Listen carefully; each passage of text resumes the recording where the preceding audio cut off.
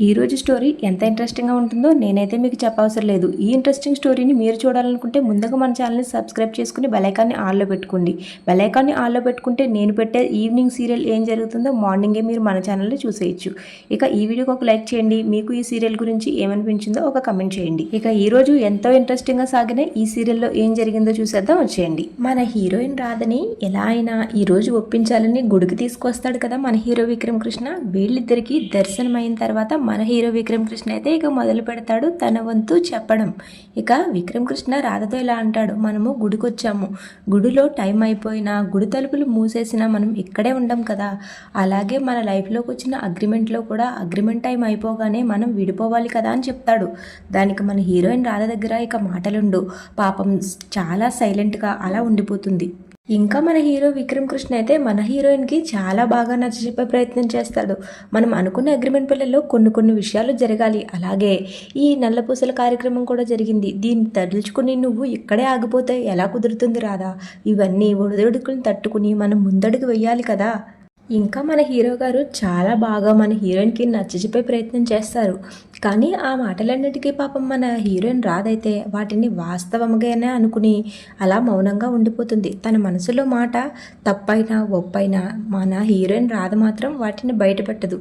ఇంతలో మన hero Vikram Krishna phone వచ్చిందని పక్కకు వెళ్ళిపోతాడు. ఇక వీళ్ళ గొడవ ఇలా పక్కన పెడితే కాసేపు సుందరి విషయం చెప్పుకుందాం. సుందరి అయితే పాపం తను చాలా కష్టపడుతూ ఉంటుంది, నాటకాలు వేసి తన కుటుంబాన్ని పోషిస్తుంది. తన తండ్రి ఒక తాగుపోతాడు, తమ్ముడు ఒక తిండిపోతాడు. ఇక తల్లి మన సుందరికి వచ్చిన డబ్బులన్నీ ఇంట్లో ఖర్చులకనే వాళ్ళందరూ తీసేసుకుంటారు. పాపం మన సుందరి అయితే చాలా కష్టాల్లో ఉంటుంది. నా కష్టాలు ఎప్పుడు తీరాలిరా భగవంతుడా అని ఆ భగవంతుడిని ప్రార్థిస్తూ ఉంటుంది.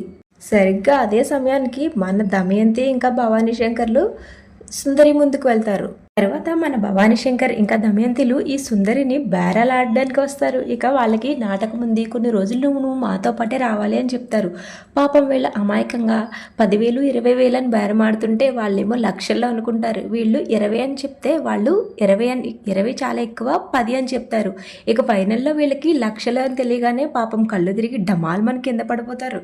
తర్వాత మన హీరోయిన్ రాధ గుడిలో సీన్ అయితే మొదలవుతుంది. మన హీరోయిన్ మనసులో నాకు నా భర్తతో ఈ నల్లపూసల బంధం ఏర్పడిన తర్వాత మేమిద్దరం కలిసి ఉండాలని, జీవితాంతం కలిసి నడవాలని అనుకుంటున్నాను, దానికి నువ్వే తోడుగా నిలవాలి తల్లి అని ఆ రావి చెట్టు దగ్గర ఒక దీపం వెలిగిస్తుంది.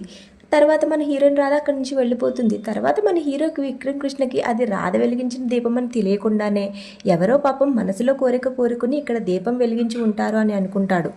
ఆ దీపం కొండెక్కేలోపే మన హీరో విక్రమ్ కృష్ణ వెళ్ళి ఆ దీపాన్ని తన చేతులతో అడ్డుపెడతాడు. ఇదంతా దూరం నుంచి మన హీరోయిన్ రాధ చూసి చాలా సంతోషపడుతుంది. ఇక వీళ్ళిద్దరు ప్రేమకు చిహ్నంగా బ్యాక్గ్రౌండ్లో ఒక మంచి సాంగ్ అయితే వినిపిస్తూ ఉంటుంది. ఇక్కడ సీన్ ఇలా ఉండగా మళ్ళీ తర్వాత సీన్ మన సుందరి దగ్గర మొదలవుతుంది. ఇక దమయంతి భవానీ శంకర్లు సుందరికి ఏం చేయాలి, ఏం నాటకం ఆడాలి అన్న విషయం చెప్తారు.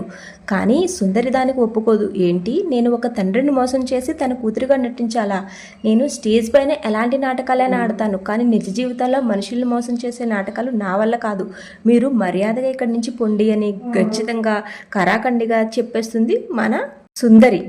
వీళ్ళు ఎంతకీ వెళ్ళకపోవడంతో పాపం తనే అక్కడి నుంచి వెళ్ళిపోతుంది. కానీ దమయంతి మాత్రం తనే రావాలి చిట్టిగా అని గట్టిగానే పట్టుబడుతుంది. ఇక మరోపక్క దత్తత కార్యక్రమం అయితే మొదలవుతుంది. దానికి తగ్గ ఏర్పాట్లన్నీ ఇంట్లో జరుగుతూ ఉంటాయి. ఇక లవంగం అయితే మన దమయంతి దగ్గర చాలా బాధపడిపోతూ ఉంటాడు. ఇదేంటి మేడం, అయితే గీతే మన ప్రియమ్మని దత్తత తీసుకోవాలి తప్ప ఈ రాధని తీసుకుంటున్నారేంటి రామచంద్రయ్య గారు, ఇది చాలా బాధగా ఉంది మేడం అని చెప్తాడు. కానీ దానికి మన దమయంతి అయితే చాలా ఖండిస్తుంది. నోరు ముయ్యి, ఇంట్లో శుభకార్యం జరుగుతుంటే నువ్వేం మాట్లాడుతున్నావని తిరిగి మన లవంగానే తిడుతుంది. ఇక మరో పక్కన మన హీరో విక్రమ్ కృష్ణ అయితే చాలా టెన్షన్ పడుతూ ఉంటాడు. సరిగ్గా అదే సమయానికి అక్కడికి వచ్చిన రామలింగం దగ్గర బాధపడుతూ ఉంటాడు. రామలింగం కూడా మన హీరో విక్రమ్ కృష్ణ తిడతాడు. నువ్వు ఇప్పుడు ఈ పరిస్థితిలో ఏమీ చేయలేవు కాబట్టి నోరు మూసుకుని ఈ దత్తత ప్రోగ్రామ్ని ఎంజాయ్ చెయ్యి అని చెప్తాడు. తర్వాత దమయంతి కూడా ఇంట్లో వాళ్ళందరి ముందు చాలా చక్కగా నటించేస్తూ ఉంటుంది. ఇక తను కూడా చాలా సంతోషంగా ఉన్నట్టుగా వాళ్ళందరికీ చూపిస్తుంది. వాళ్ళందరూ కూడా తనలో వచ్చిన మార్పుని చాలా ఎంజాయ్ చేస్తారు. ఇక తన తల్లి అయితే ఇక అదేనండి మన రామచంద్రయ్య తల్లి అయితే చాలా సంతోషపడుతుంది.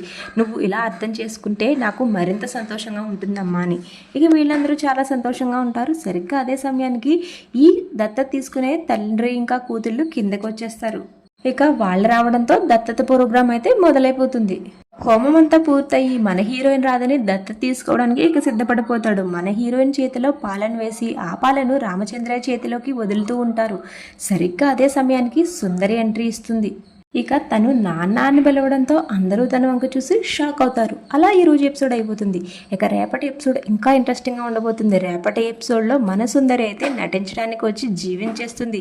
ఇక రేపటి ఎపిసోడ్లో సుందరి ఎలా ఉంటుంది, మీ దగ్గర నుంచి 20 ఏళ్ల క్రితం తప్పిపోయిన చిట్టిని నేనే నాన్న అని చెప్పి మన రామచంద్రని గుండెలుగా హత్తుకుంటుంది. ఇక తనని చూసిన ఆనందంలో మన రామచంద్ర అయితే తబ్బి ఉబ్బుబ్బైపోతాడు. ఇక రేపు చూడాలి ఏం జరుగుతుందో. ఈ పోలీస్ వాళ్ళిద్దరూ ఈ దొంగ సుందరిని, అదేనండి దొంగ చిట్టిని నమ్మేస్తారా, లేక ఇదంతా దమయంతి కుట్రేని వాళ్ళు తెలుసుకుంటారా చూద్దాం. అయితే రేపటి ఎపిసోడ్ని చూడాలనుకుంటే మాత్రం మీరు మన ఛానల్ని సబ్స్క్రైబ్ చేసుకుని బెల్ ఐకాన్ని ఆల్లో పెట్టుకోండి. బెల్ ఐకాన్ ఆల్లో పెడితే మాత్రమే, సబ్స్క్రైబ్ చేస్తే మాత్రమే నేను పెట్టే డైలీ వీడియోస్ మీ మొబైల్లోకి వచ్చేస్తాయి. Thank you so much for watching.